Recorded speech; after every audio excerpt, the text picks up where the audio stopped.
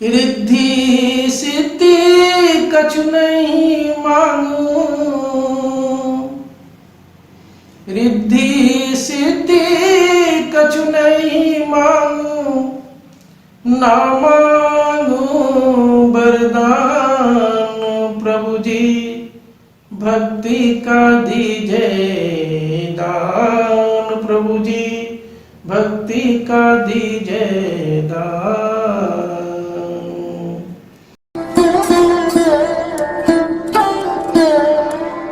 आप सभी को प्रणाम। सत्य सनातन की जय। ईश्वर की असीम अनुकंपा से, गुरु महाराज की असीम अनुकंपा से हम सभी लोगों को भगवत चर्चा करने का परम सौभाग्य प्राप्त हो रहा है। गुरु कृपा से अभी हम सभी लोग लंका कांड के नारांतक वध की तरफ की कथा को सुनेंगे। अब देखेंगे किस प्रकार से सुग्रीव पुत्र दधिवल उसका अंत करते हैं, जो कि अजेय था। प्रभु भी उसको नहीं मार सकते थे, ब्रह्मा जी के वरदान के कारण। आई कथा का रसास्वादन करते हैं हम लोग हैं। तब हनुमान जी को जब आज्ञा मिलती है, आदेश मिलता है प्रभु श्री राम से कि तुम जाओ दधिवल को लेकर के आओ, तो हनुमान जी तुरंत तैयार हो जाते हैं और 3:30 घड़ी में उस स्थान पर पहुंच जाते हैं। वहां देखते हैं कि धवलगिरी पर्वत पे एक मंदिर है। अब मंदिर के पास प्रभु का स्मरण करने लगते हैं। उधर दधिवल भी ध्यान मग्न थे। अब हनुमान जी को तो आप जानते हैं, जहाँ प्रभु के नाम का सुंदर होने लगता है और वहाँ वो उसी तरह से खुद भी ध्यान में मग्न हो जाते हैं। जैसे कहा भी जाता है, श्री राम जानकी बैठे मेरे सीने में, श्री राम जानकी बैठे हैं मेरे सीने में, देख लो मेरे दिल के नगीने में, देख लो मेरे दिल के नगीने में, श्री राम जानकी बैठे हैं मेरे सीने में, श्री राम। अब दोनों ही प्रभु के ध्यान में मग्न है और दोनों ही भूल जाते हैं। हनुमान जी भूल जा रहे हैं कि किस काम के लिए आए हैं। अब प्रभु यहाँ पे जब ध्यान से देख रहे हैं तो हनुमान जी इस काम के लिए गया है, वो तो नहीं कर रहा है, वो भी जाके वहाँ बैठ गया, मेरा ही ध्यान करने लगा। तो प्रभु की कृपा होती है। दधिवल को लगता है कि नहीं, हमें कुछ बाथरूम वगैरह जाना चाहिए, पेशाब करने जाना चाहिए। तो उसका ध्यान थोड़ा मग्न दूर होता है। उठता है तो देखता है कि सामने योद्धा बैठे हुए हैं, प्रभु के का ध्यान लगाए हुए हैं। फिर पूछते हैं दधिवल कि अरे भाई तुम कौन हो, किस काम से आए हो? तो हनुमान जी दधिवल को याद दिलाती हैं कि ऐसा करो कि तुम यदि दधिवल तुम हमारे मित्र सुग्रीव के पुत्र हो और तुम इस तीनों लोगों के ब्रह्मांड के स्वामी का दर्शन करना चाहते हो तो मेरे साथ तुरंत चलो। दधिवल को मानो मन की मुराद मिल गई।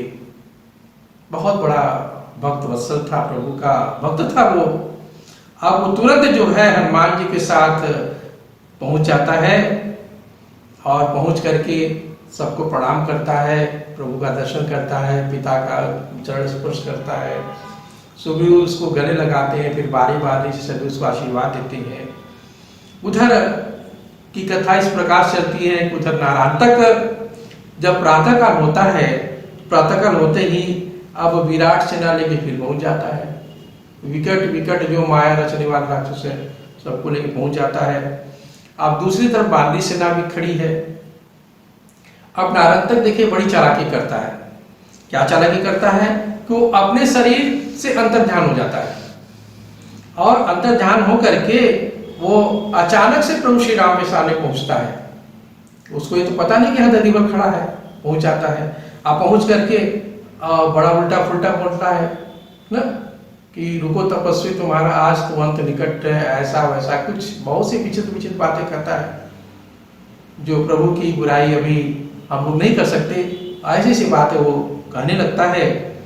लेकिन अब यहाँ पर एक बड़ी अच्छी बात होती है कि नारायणतक जब अपने गुरु भाई दधिवल को देखता है, लेकिन शुक्राचार्य ने यहाँ पे एक चेतावनी दी थी, उसको भगा दिया था जब शिक्षाकरण कर रहा था नारायणतक के साथ में। तो शुक्राचार्य जी ने कहा था राक्षसों के जो गुरु थे कि तू बिना परमिशन के, बिना आज्ञा के सबके साथ शिक्षा ले रहा, भाग गया से बंदर कहीं का, और तू अपने गुरु भाई के ही मृत्यु का कारण बनेगा। अपमान भी सौभाग्य का सूचक वहां पे हो गया था।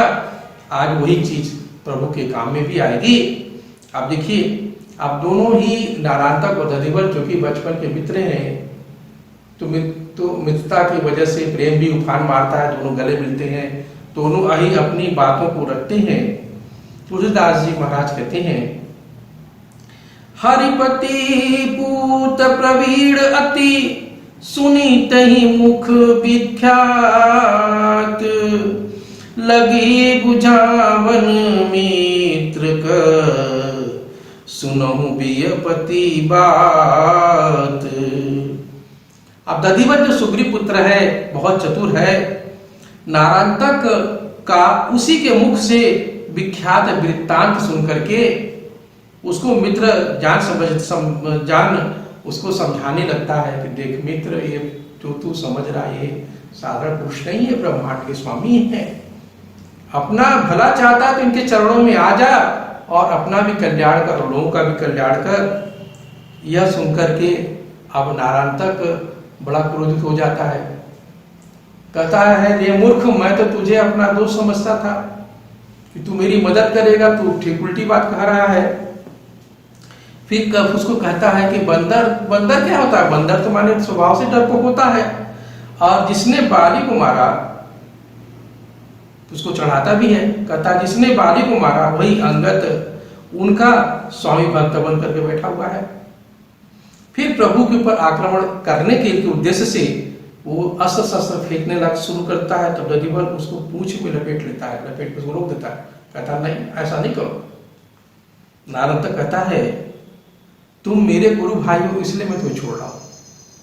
ऐसा कहकर बड़े वेग से धक्का देकर के चलता हो। फिर दधिवल ने तो उसे पकड़ ही लिया। अब दोनों आपस में भिड़ जाते हैं। यह देख करके बंदर भालू प्रभु श्री राम की जय जयकार करने लगते हैं और वो लोग राक्षसों के साथ युद्ध करने लगते हैं। अचानक से नारायणतक अदृश्य हो जाता है और माया फेंकता है वो। उधर सुग्रीव अपने पुत्र को अकेले युद्ध जब करने देखते हैं तो सुग्रीव जामन से पूछते हैं कि ये तात, अब आप बताइए कि ये कैसे मरेगा, कब मरेगा नारायणतक? जामवंत कहते हैं कि देखो सुग्रीव, घबरा मत, परेशान मत हो। दधिवल को गुरु शुक्राचार्य का एक तरह से आशीर्वाद मिल चुका है कि वो अपने गुरु भाई की ही मौत का कारण बनेगा, ऐसा जरूर होगा, थोड़ा इंतजार करो। अब दधिवल से जामवंत जी कहते हैं, इशारा कहते हैं कि देखो ऐसा दधिवल, तुमने कुशलता पूर्वक युद्ध तो कर लिया है, अब तुम कुछ और भी करो। मतलब इशारा करते कि अब इसको मारो। अब यह सुनकर के नारायणतक क्रोधित हो जाता है और दधिवल को लेकर के आकाश में उड़ जाता है। तब दधिवल ने मन में प्रभु श्री राम का ध्यान किया और उसको पकड़ करके पृथ्वी पर पटक दिया, और ऐसा पटका कि अब उसकी सांस जो अटक गई और वो मृत्यु की तरफ जाने लगा। लेकिन बड़ी अच्छी बात ये होती है कि वह मरते समय भी हरि हरि ऐसा शब्द कहता है जिससे वह अपने अधम शरीर को त्याग सुंदर शरीर पा करके मुनि दुर्लभ गति को प्राप्त हो जाता है। अब उधर आप देखिए, अब नारायणतक का तो यहाँ अंत हो गया। अब उधर जब दधिवल ने यह जान लिया कि नारायणतक मर गया है तो उसका सर जो है वो पकड़ के उखाड़ लेता है, और उखाड़ करके उसके धड़ को उठा के लंका में फेंक देता है, और फिर वो स्वयं सर को लेकर के प्रभु श्री राम के पास आता है। तुलसीदास जी महाराज कहते हैं, राम विरोधहि जस उचित, तस दिन पहुँचाई, सो विचार करी लंकगढ़,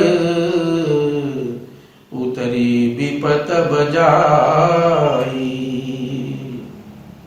कहते तुलसीदास जी महाराज कि प्रभु श्री राम का विरोध करने पर जो उचित परिणाम था वह दिन आकर पहुंच गया, यानी नारद का अंत हो गया। ऐसा विचार कर अब विपत्ति क्या होती है, नारद तक मर जाता है तो यानी मुसीबत अब लंका तक बढ़ जाती है। अब सभी देवी देवता तो प्रसन्न और निर्भय हो जाते हैं, फूलों की वर्षा करने लगते हैं, वानरी सेना खुशी के मारे नाचने गाने लगती है। इस प्रकार से अर्धरात्रि बीत जाती है। प्रभु की आज्ञा से सभी रात्रि विश्राम के लिए चले जाते हैं, अपने उचित स्थान पर चले जाते हैं। उधर देखें, अर्धरात्रि के समय रावण जब जागता है तो कोई न कोई मंत्री, कोई न कोई इसके जो सलाहकार है, चाटुकार है, उसको विभिन्न प्रकार के सलाह देते रहते हैं कि चिंता की बात नहीं है, ऐसे करना चाहिए, वैसे करना चाहिए, तपस्वी को मार के भगा देंगे, ऐसा सलाह देते हैं। लेकिन रावण को देखिए कई लोगों ने समझाया, स्वयं उसकी पत्नी ने समझाया, सुग्रीव विभीषण जी ने समझाया, उसके भाई कुंभकर्ण ने समझाया, सभी ने समझाया, उसके एक नाना थे, नाना ने भी समझाया, लेकिन किसी की बात नहीं सुनता क्योंकि वो तो अज्ञानी था। अब उसको अब अचानक से एक दूत आता है, रावण को समाचार सुनाता है कि हे महाराज राक्षसराज रावण, आपका पुत्र नारायण तक मारा गया।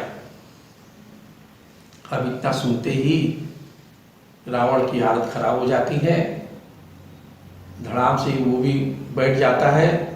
अब बैठने के बाद जब अब वो कहता अब तो ठीक है, वो तो यही चाहता ही था कि इस धरती पर से राक्षसों को तो कोई मार नहीं सकता। उसकी भी तो प्रभु के सामने यही प्रतिज्ञा थी कि मैं आपके हाथों से ही अपने लोगों को आपके धाम को पहुंचवाऊंगा। और जब प्रातःकाल होता है तो वो खुद भी विशाल सेना लेकर के निर्भय होकर के प्रभु से युद्ध करने निकल पड़ता है। अब बड़ा भयंकर युद्ध होगा आगे अगले एपिसोड में, देखिए, क्योंकि रावण को तो वरदान है कि उसको मार ही नहीं सकता। कैसे कैसे क्या क्या कठिनाइयां आती हैं अगले एपिसोड में हम सभी लोग देखेंगे। एक छोटा सा वचन। रिद्धि सिद्धि कछु नहीं मांगू, रिद्धि सिद्धि कछु नहीं मांगू, ना मांगू वरदान प्रभु जी, भक्ति का दीजिए दान प्रभु जी, भक्ति का दीजिए दान। परपंचों से मन को बचा के चरणों में अपने लगा ले, परपंचों से मन को बचा के चरणों में अपने लगा लो।